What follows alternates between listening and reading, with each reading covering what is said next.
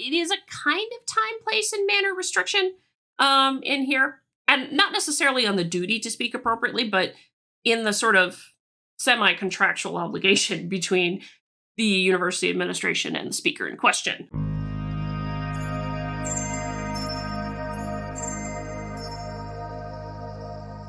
So, apologies, I've been away on travel a bit the last couple of weeks, but I'm back now. And I figured this would be interesting to talk about. Now, why do I always talk about academia? Because it's where we train the next generation of scientists. So some of these things are interesting to talk about just for that lone reason in terms of what we're looking at with the next generation.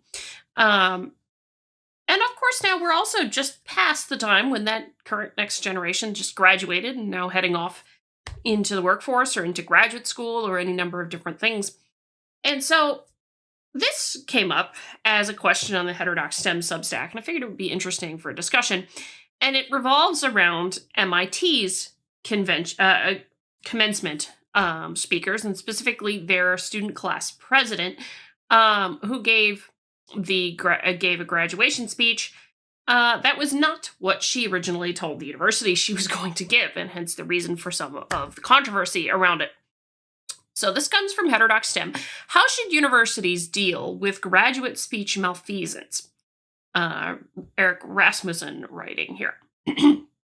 What should a university president do if a student uses his graduation speech to push a divisive political topic and criticize the university?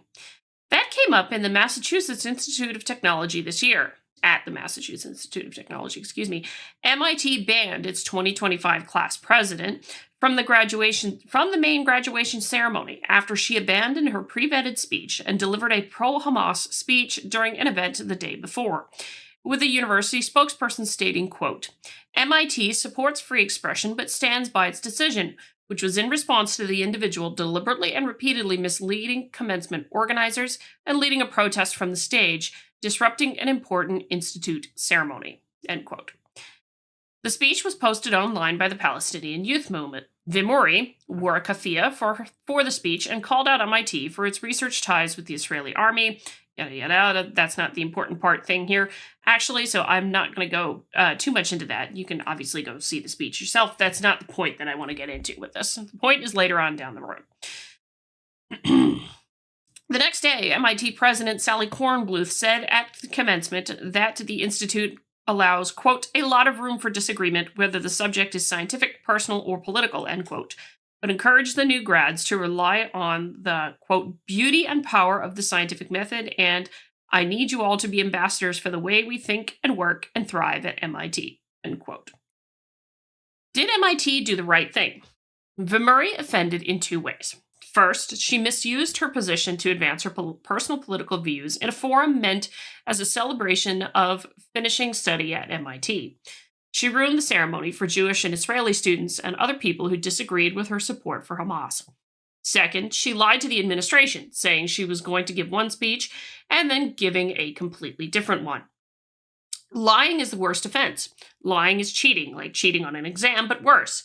Cheating on an exam would just give the liar an undeserved A. But cheating on the speech directly hurt many other people, and of course hurt verbally here, and directly hurt MIT's reputation. For that, she deserved to have her degree withheld, just as if she had cheated on an exam. New York University prevented a student from graduating this year after a similar incident. President Kornbluth should have been prepared for this possibility in advance, and immediately turned off Vimuri's mic. She should have had campus police escort Vimuri off stage, taken her place, and apologized to the graduates for the incident. Kornbluth was too nice to Vimuri, which meant she wasn't nice enough to the graduates offended by the speech. A college president needs to be tough. If President Kornbluth were known to be tough, nobody would have tried this stunt. Vimuri only did well, that's the author's opinion here, but this is the point to say, in this particular example, she did two things. She did two things wrong with this. She advanced her own agenda and didn't celebrate graduation at all. That's one thing. But she, moreover, and much to the point of why she was disciplined for her actions, she lied to the administration. She openly lied about what she was going to say, and didn't didn't run it by them, and hence the reason for the concerns and problems. And that was part of an official function of the university.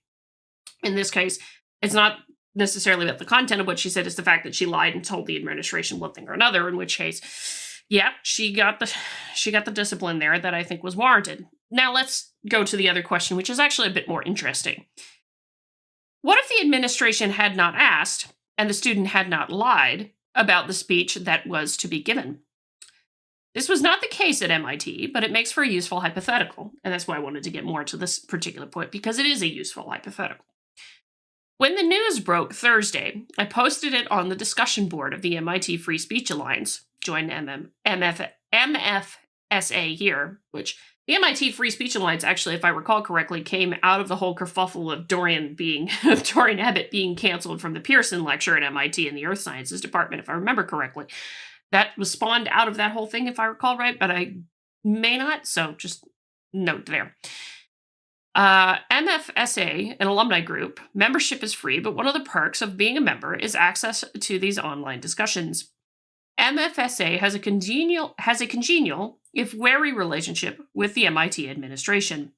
We praised President Kornbluth for her testimony before Congress. We criticized her for suppressing a student publication that said the time was over for peaceful protest, which, ugh. When the news about the Vimuri speech broke, I posted several administration email addresses so MFSA members could commend her for banning the student from graduation. But I got pushback. One of our more left-wing members wrote, quote, "Why would members of a free speech group reach out to commend punishment for free speech?" One of our more right-wing members agreed. I agree 100%. When we reach out to commend the administration for shutting down this radicalized, useful idiot, their opinion, not mine, from spewing her hateful lies, bringing shame upon our alma mater, we should do it as individuals, not as the MFSA. It took the October 7th atrocities to get cancel culture wokies at MIT to discover the importance of free speech. There is no sense backtracking on that, unless this moron, again, their opinion, not mine, clearly violated clearly stated time, place, and manner restrictions. This is not an MFSA issue. In fact, barring that, one could rightly argue that the MFSA should come to her defense. We must let violent anti-Semites show the world who they are. Again, their opinion, not mine. And one of our more centrist members agreed too, coming at it from a different angle. Quote, "Declaring graduation ceremonies to be inappropriate venues for unbridled student expression seems reasonable. We have no idea whether this is what happened at MIT. If MIT did allow a class president to speak at a ceremonial gathering with no guidelines on appropriate topics or preview of the planned speech, then MIT deserves to be embarrassed as they were. If Ms. Vimuri gave a speech different from what she told the administration she was going to give, then MIT could have reasonably withheld her diploma," which is what happened, not just ban her from graduation. I'm guessing that MIT knew Ms. Vimuri's politics, did not restrict the topics she could speak on as class president, hoped that Ms. Vimuri would do the right thing for the gravitas of the occasion, and were unjustifiably surprised when she didn't. Shame on MIT. Punishing the student afterwards for MIT's failure to provide appropriate restrictions was probably wrong. I bet they don't make this mistake next year. My response, the author of this HXM piece, was this. Quote, "I still think MIT should be commended. It's for a reason similar to time, place, and manner restrictions, but less formalized. I just submitted an op-ed to the New York Times. In it, I say I can change the length, but also that I can make the language less spicy because I would be their guest. Similarly, if you are a valedictorian giving a graduation speech, you have a duty to speak appropriately. You shouldn't advertise your lawn mowing business. You shouldn't make a campaign speech for Donald Trump. You shouldn't try to offend half your audience. You shouldn't say bad things about your school. You can do that another time." End quote. In the hypothetical where the student did not lie to the administration, I would not hold back the student's degree. A 21-year-old should not have to be told to be polite and inclusive in a graduation speech. But 21-year-olds often do have bad manners and are thoughtless about other people's feelings. Bad manners is not an expellable offense. At the same time, an ill-mannered student needs to be taught a lesson. A university education is not just an education in facts and theories, but also in manners and discourse. We must teach our students the principles of knowing when and how to disagree strongly and even say things to offend people, and when to hold back and speak inclusively in a way that to bring in a way to brings there's a typo. In a way to brings people together. Each of these has its place and each needs to be taught. So, what do I think of this situation? It provides an interesting thing here because he's not wrong that part of what you should be getting as a bit of a university education is a little bit of some of the soft skills of working amongst your peers in academia and what have you. You get the same sorts of soft skills from oftentimes working in a job generally. So it is a little helpful that way, or so you would hope, right? Um, but in the same vein, the last point here is where I come into it very interesting. We must teach our students the principles of knowing when and how to disagree strongly, and even say things to offend people, and when to hold back and speak inclusively in a way that brings people together. I'm going to say that. I'm going to say that it meant to say that, not to brings or in a way to bring. There's a disagreement of terms there, but that's a typo for them to fix. Um, and that is actually a skill that in the vein of thinking of diversity of thought, and getting that, and promoting that, that's one thing that you have to figure out how to do is how do you disagree strongly and not necessarily be bitter, vindictive, launch into ad hominems, any number of different things when you do that, because reasonable people can have very, very strong disagreements with each other, and oftentimes say things that one person might completely find offensive. Yes, but knowing when is the right time to say that is an important thing here, and that's part of this that I actually do very much agree. Now, of course, yes, there is the balancing act, as read by the comments above, of you. Well, you shouldn't necessarily punish a student, either um, for offending, but knowing when to do it, knowing how best to do it, those kinds of things are relevant. And the reason I highlight this is that oftentimes when you're dealing with different scientists and different graduate students arguing a bit back and forth over proper method or proper theory or any number of different things, you disagree, and you disagree pretty dang strongly. You got to know how to do it.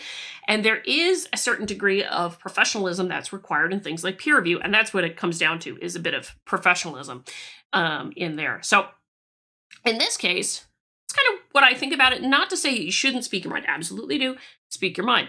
But thinking about the teaching of students in the best ways to do that, how to disagree strongly about it, how to disagree strongly about different things, and to encourage that disagreement. I don't think we shouldn't encourage disagreement. We absolutely should. But thinking about the best ways and how to do that is another kinds of question. So absolutely, if in the particular case of MIT, the speaker had not lied to the administration about it, I would say no. As much as I would find the speech utterly and disgustingly repulsive, you can't really withhold the degree necessarily. You can't, and you can't keep her from graduation either. But if it's a student where they did lie, then the administration's well within their rights to punish the student, because the student had one speech that was vetted by the university. The university knew what was coming, and then the student launched off into something else. In that case, they violated their agreement with the university when they chose to be the speaker in here. So that's a punishment that should be doled out for that student in that case. And that in that way, it is a kind of time, place, and manner restriction in here, and not necessarily on the duty to speak appropriately, but in the sort of semi-contractual obligation between the university administration and the speaker in question. If you're having your speech vetted ahead of time, you do have a duty to stick to it as much as you possibly can, not throw it out. But in either case, speak your mind wherever you like, that kind of thing. If you didn't lie, in this case, if you're the speaker, or any of that kind of stuff. But also, there is there is the viewpoint diversity kind of thing, which is important in sciences as in many other kinds of scholarship. But you also need to know how to do that. So that's why it's things like teaching of constructive disagreement, and all of those kinds of things can actually be really, really helpful in those situations. Let me know what you think. Hit the like button on the way there, or comment on the video, share the video, subscribe to the channel, all that lovely good jazz. Until next time, I'm Adrian. Stay curious.